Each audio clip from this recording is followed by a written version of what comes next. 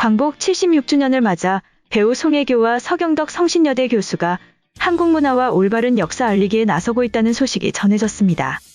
지난 15일 송혜교와 서경덕 교수는 해외에서 만난 우리 역사 이야기 뉴욕편 안내서 1만 부를 뉴욕 한국문화원에 기증하였다고 전해졌는데요. 안내서는 전 세계 도시별 대한민국 독립운동 역사 안내서 기증 캠페인으로 제작되어 상하이, 도쿄, 파리 등에 이어 이번이 6번째 기증이죠. 특히 전면이 컬러로 되어 있고 한국어 및 영어로 함께 제작되었는데요. 이에 남녀노소 모두 이해하기 쉽고 미국 뉴욕에서의 독립운동사를 소개하고 있습니다. 이 안내서에는 뉴욕 3.1운동 기념행사 개최지, 대한인국민회 뉴욕지방회관 더 뉴욕 한인교회와 뉴욕 인터내셔널 하우스, 마운트 올립의 공동묘지 등 사진을 함께 상세히 설명해줍니다. 이번 일을 기획한 서 교수는 한류의 영향으로 외국인들이 한국의 역사에도 많은 관심을 가지고 있고 재외 동포와 유학생들에게도 뉴욕 지역 독립운동 역사를 조금이나마 알리는 데 도움이 되고 싶었다고 밝혔습니다. 또한 그는 전 세계의 코로나19 사태로 인해 해외에 남아있는 독립운동 유적지들의 상황도 썩 좋은 편은 아니다. 이럴수록 우리가 더 많은 관심을 가져야 할 때라고 강조하며 다음 프로젝트도 기대해달라, 늘 응원해주셔서 감사드린다라고 전했는데요. 아울러 현장에서 안내서를 직접 보지 못하는 상황이라면 한국의 역사에서 원본 파일을 내려받아 사용할 수 있습니다. 한편 서경덕 교수의 기획과 송혜교의 후원으로 지난 10년간 역사적인 기념일 때마다 해외에 있는 대한민국 독립운동 유적지의 한국어 안내서, 한글 간판, 부조작품 등을 지금까지 28곳에 기증했죠. 한편 광복절의 뜻깊은 기획뿐 아니라 한국에서는 여전히 노제팬 불매운동을 이어가고 있다는 소식이 전해졌습니다.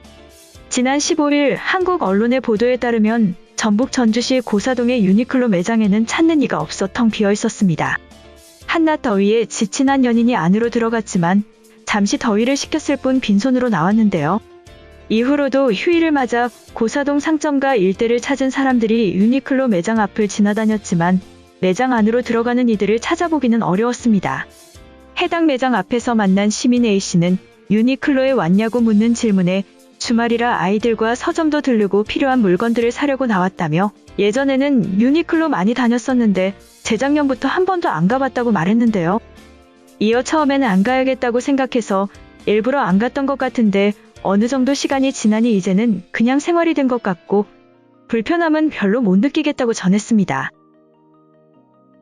인근의 신발가게 ABC마트 역시 70% 할인 등 커다란 현수막을 붙였지만 매장 안에는 손님을 찾아보기 어려웠죠. 노제팬 불매운동이 시작된 지 약 2년이 흘렀는데요. 시간이 지나가며 불매운동의 열기는 다소 식었지만 여전히 전국 곳곳에서는 여파가 남아있습니다. 특히 유니클로 모기업의 최고 재무 책임자가 불매운동과 관련해 장기간 이어지지는 않을 것이라고 한국 소비자를 무시하는 듯한 발언을 하면서 유니클로를 향한 반응은 더욱 차갑게 식었죠. 한국의 불매운동이 일본의 예상과는 달리 장기전으로 접어들면서 2019년 말 187개에 달하던 국내 유니클로 매장은 점점 문을 닫을 수밖에 없었는데요. 유니클로는 명동중앙점 등 지난 2년 동안 50개에 달하는 매장이 영업을 중단하였죠. 지난 상반기만도 전국 18개 매장이 영업을 중단했습니다. 한국 지역 유니클로를 운영하는 FR코리아 측은 오프라인 매장 폐점은 경영 효율화를 위한 과정이라고 전했는데요. 이는 오프라인 점포수를 줄이는 한편 온라인 채널 경쟁력을 키워낸다는 전략입니다.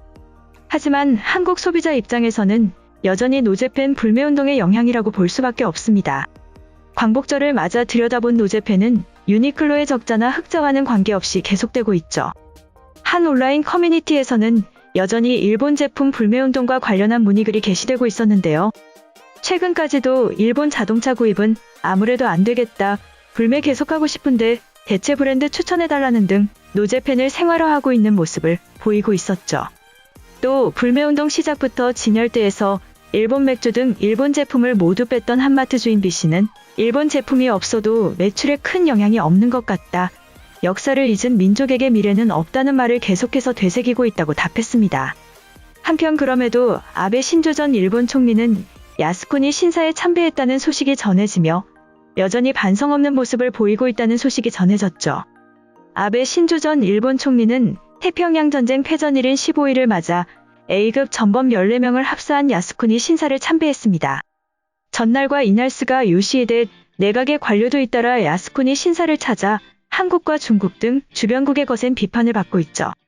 NHK 방송과 니케이 신문 등 일본 매체에 따르면 아베 전 총리는 이날 오전 도쿄도 내의 야스쿠니 신사를 중요한 신분으로 참배했습니다.